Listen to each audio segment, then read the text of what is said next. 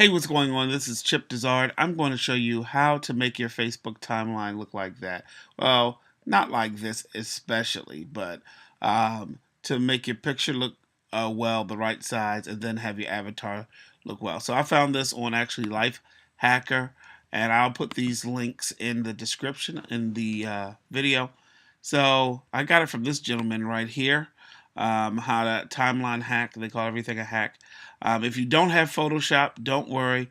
There are instructions how to use this with this free software called GIMP. The only thing is you have to read. I know everybody loves reading, especially my students. They just love reading. So if you don't have Photoshop, you can do that, or you can send it out to somebody who does if you don't want to, and pay them a lot of money. But anyway, it's going to show you real quick. So let's go to Photoshop. So the template I downloaded from the gentleman. Actually, let me just go ahead and minimize that. All right.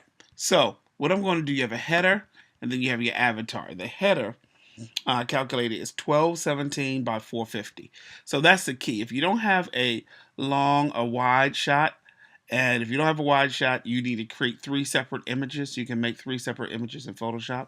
And then your avatar should be 180 by 180. So that is basically a square pixel. All right. So I did mine one beforehand with my family. So I'm going to just minimize that in layers. Like I said, this is not a Photoshop tutorial. If you don't know layers, you need to go up and read all about it. So there's my family and there's my avatar. The thing about this picture, and the picture is from Scrollvision, scrollvision.com. Quick plug for him, who takes wonderful pictures. Okay, it is wide, and we're all on the same plane. So you want to make sure that when you get a picture, that all your heads or your face is kind of on the same plane. All right, because that'll make it easier. Now I'm going to just minimize those. Then I'm going to go and I'm going to use black and white pictures from Scroll. My 2 girls and then my other daughter, Sydney. So what I'm going to do, I'm going to just go ahead and, like I said, I showed my class how to do this. And I'm going to go ahead and open it in the Photoshop. Picture number 1. So that's my girls. The first thing I'm going to do is I'm going to take the background, double click here, and then I'm going to rip the layer off of here. And then if I know that it's 1217 by 450, I can do one of 2 things. I can go image size, and then I can make that 12 if I want it to, but I don't want to really do that. So I want to crop this down a little bit. And let's just see. Just want the heads. I like her arms right there. So I'm going to just hit crop. And now I'm going to, actually, I'm just going to drag this over to the timeline. So watch what I'm going to do. I'm going to just drag this over to the timeline. So obviously it's too large right now. So it's way too large. So you just see her eyes. So I'm going to hit Command minus to go through. And then what I do, you see these outer layers? Once you have Show Transform Controls selected, I'm going to go here and hit the Shift key. That's real important. And then I'm going to reduce it that way. Because let me show you guys, if I don't hit the Shift key, my students do this all the time. If I don't hit the Shift key, watch what happens. You see? It's not the right size, and you can never get it. So let's just go back, hold the Shift key down, and then you're going to do that. You move it over, and voila. Let's see some more.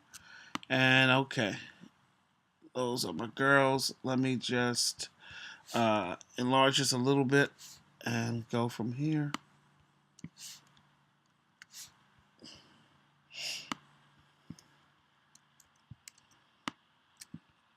Okay, so I like that picture right there, and then I'm going to hit the checkbox right here to accept that. Then I'm going to go to my second picture. So my second picture is of my daughter Sydney here. So I'm going to drag it to the PS Photoshop. So what I'm going to do now, I'm just going to go image. I know that's 180 by 180, a square pixel. So I'm just going to take this down to like 1,000. I think that's a good key. So the key is having high res photos, guys. You got to have high res photos. If you take pictures that are not at least 1,000 pixels wide, they won't work. And for those of you who don't know what pixels are, you may want to go brush up on Photoshop a little bit. All right, so we're just going to do that. We know it's going to be a square, so I'm just going to put it like that. I'm going to take the background off. Actually, I'm going to make sure I hit the arrow key. Take the background off. What I do, I just rip this over here like that. Then I just drag this layer over here. All right, again, that's too large, and that's okay. So what I'm going to do, and if you know anything about layers, you can hide them. So I'm going to go over here, hide. Actually, I'm going to accept that first, and then I'm going to hide that layer. So then I'm going to hit Shift key again, and then her photo right there. All right, so I like that. We'll accept that, and then I want to go and put my layer back. So let's view that. So there's my timeline right there with my 3 girls, my twins, and Sydney. So next thing we want to do is we want to export this. So once you have it, you can save it, but we want to export it. The gentleman who made the template made a really good something called an action. So you run an action. So I'm going to show you what we're going to do here. So in the Facebook timeline hack, and I'm going to put this zip file in on my blog here as well. There's a hack right here called an action. So once you click on the action, looks like nothing happens, right? Correct. So you're going to go under Window, Actions. Now, I'm going to uncheck these actions because I already did those. So you see this action here, and it's called Create. It's going to create your layers and do everything for you. So all you're going to do is click right here, and then you're going to click the play button. And once you hit the play button, it's going to save that one picture. So I'm going to call this Avatar. Okay? And then it's going to save the other picture for you as well.